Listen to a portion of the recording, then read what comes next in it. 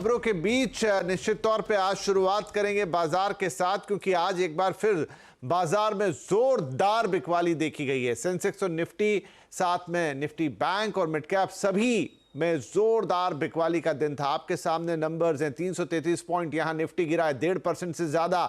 वहीं सेंसेक्स में 1000 पॉइंट से ज्यादा की गिरावट, करीब 1.5% इसमें भी टूटा है। बैंक निफ्टी में तो आप देख सकते हैं 2.25% से ज्यादा की गिरावट रही। तो आखिर ऐसा क्या हुआ बाजार के अंदर, क्यों इतनी बड़ी गिरावट देखने को मिली? आप देखिए मिड कैप और स्मॉल कैप में भी आज कोई नहीं बचा और भारी गिरावट के साथ यहां पर भी लाल निशान लगता हुआ दिखाई दिया है। एडवांस डिक्लाइन रेशियो को अगर आप देखें तो यहां पर करीब करीब 2000 शेयर 1967 गिरने वाले हैं, उनके मुकाबले मात्र 332 शेयरों में यह हरा निशान देखने को मिल रहा है। तो आखिर बाजार में ये गिरावट आई क्यों, क्या कारण है इसके पीछे, ये सारी बातें हम करेंगे। हमारे साथ जुड़ गए हमारे सहयोगी सुमित मल्होत्रा। तो सुमित, सबसे पहले तो बाजार में क्यों इतनी बड़ी गिरावट देखने को मिली आज? देखिए, आज पहली चीज़ तो सैटरडे को मार्केट खुला था, तो भारतीय बाजारों में डिस्काउंटिंग होनी थी मंडे के बाजार की, जो कि मंडे के बाजार भारतीय बाजार बंद थे, लेकिन ग्लोबल मार्केट्स खुले हुए थे। तो एक वजह वो थी। दूसरा, हाल फिलहाल में एक बढ़िया तेजी हम ऑलरेडी देख भी चुके हैं। तो प्रॉफिट टेकिंग बाजार पेंडिंग भी थी बहुत समय से, तो पेंडिंग प्रॉफिट टेकिंग मार्केट्स में आते हुए दिखाई पड़ी। और ये जो मार्केट्स के अंदर प्रेशर है वो आज एक्सटेंड होता हुआ दिखाई पड़ा। सेंसेक्स निफ्टी में मेजरली गिरावट आज के दौर में आते हुए दिखाई पड़ी और ज़्यादातर सभी वो शेयर जो तेज़ी में थे हाल फिलहाल में, वहाँ प्रॉफिट टेकिंग आई।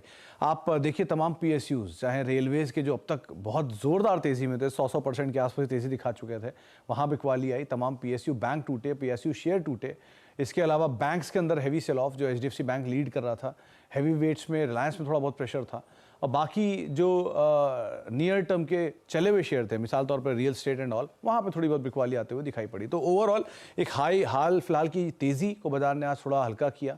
और दूसरा, एक बढ़िया जो अपमूव था सैटरडे को, उसको मार्केट ने आज वापस डाउन मूव में कन्वर्ट किया। ठीक है। यहाँ पर इस गिरावट में सुमित बहुत सारे शेयर्स टूटे होंगे, वो तो हम आपसे जानेंगे ही, सबसे ज़्यादा शिकार कौन बने। लेकिन क्या कोई शेयर्स रहे जो इस बिकवाली में, इस आंधी में खुद को बचाने में या हरे निशान में रहने में कामयाब रहे? देखिए, निफ्टी के गेनर्स तो रही आज। 40 शेयर गिर के बंद हुए, 10 शेयरों में खरीदारी रही, लेकिन गिरने वाले शेयरों की जो तादाद थी वो इंटेंसिटी बड़ी थी।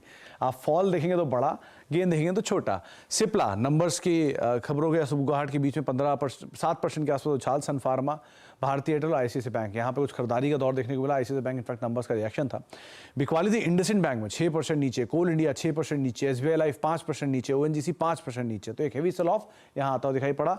मिड कैप में बोरसल रिन्यूएबल, वो सोलर न्यूज़ के बीच में करीब 12% ऊपर ये रहा। करूर व्यासा बैंक 8% ऊपर रहा। स्टर्लिंग विल्सन 3.5% ऊपर रहा। ग्लोबल हेल्थ 4% ऊपर रहा। लेकिन प्रेशर जहाँ आता हुआ दिखाई पड़ा उसमें इरकॉन, जो हाल में सबसे बड़ा परफॉर्मर था, 14% नीचे, हुडको 11% नीचे, राइट्स 10% नीचे, नेटवर्क 18 10% नीचे। इसके अलावा जो आज बिकवाली थी मीडिया के शेयरों में थी, जी एंटरटेनमेंट आज जो निगेटिव न्यूज़ फ्लोज के बीच में 33% नीचे, network 18, dish TV, Hathway cable, सबके सब आज इसी स्टॉक की वजह से बाकी शेयरों में भी आज प्रेशर आता दिखाई पड़ा। और बैंक्स में PNB, Punjab and Sind bank 6.5% नीचे, PNB 6% नीचे, सेंट्रल बैंक 6% नीचे, केनरा बैंक 4.5% बिकवाली यहाँ पर आते दिखाई पड़े। तो एक major damage PSU banks, realty, PSU शेयरों में आज के सत्र में हमने नोटिस किया। जी, बहुत शुक्रिया सुमित।